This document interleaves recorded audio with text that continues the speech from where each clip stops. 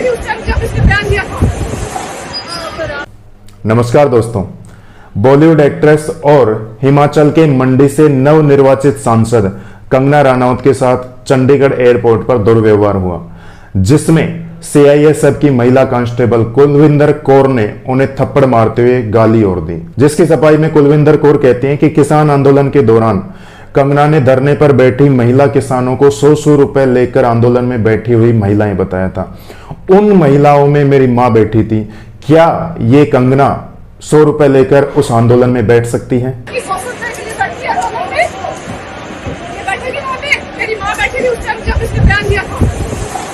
और ये बात सच है कि उन्होंने ऐसी पोस्ट की थी, लेकिन विवाद बढ़ने पर उन्होंने इस पोस्ट को डिलीट कर दिया था।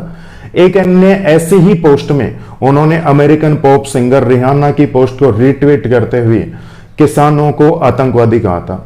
हो सकता है कि उन आंदोलनकारियों में कुछ आंदोलनजीवी हों, लेकिन उन आंदोलनजीवियों के साथ साथ आप सभी किसानों को आतंकवादी नहीं कह सकती, जिसका उदाहरण आप ये भी देख सकते हैं। मैं किसान का बेटा, किसान का पोतर, खुद किसान, और मेरा गांव बहादुरगढ़ दज्जर के बीच में हरियाणा में है। समझ गए, हम तो वास्तविक किसान, और वो जो आंदोलनकारी किसान नहीं है, वो लोग वो हैं।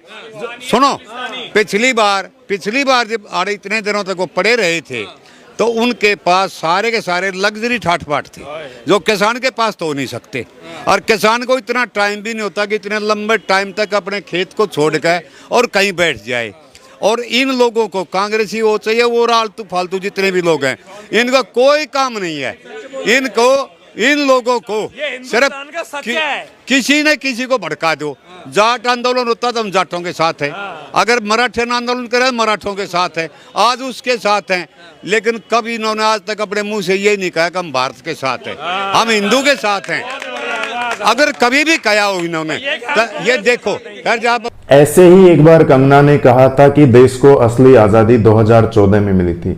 1947 में मिली आजादी भीख में मिली आजादी थी। आजादी अगर भीख में मिले तो क्या वो आजादी हो सकती है? आप खुद बताइए।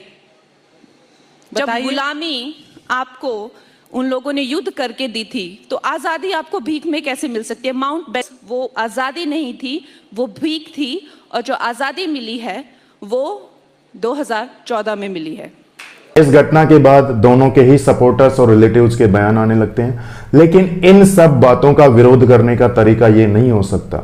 आप पुलिस में एफआईआर करवा सकती हैं, कोई अच्छे प्लेटफॉर्म का यूज कर सकते हैं विरोध दर्ज करवाने के लिए, और ये जिम्मेदारी आपकी तब ज्यादा बन जाती है जबकि आप खुद सुरक्षा में मौजूद हों, सुरक्षा कर्मी बनकर उनकी सुरक्षा के लिए खड़े हों। वैसे अगर कुलविंदर कौर की सर्विस की बात की जाए तो उनके 15 साल की सर्विस में अभी तक ऐसा कोई रिकॉर्ड नहीं आया जो कंट्रोवर्शियल रहा।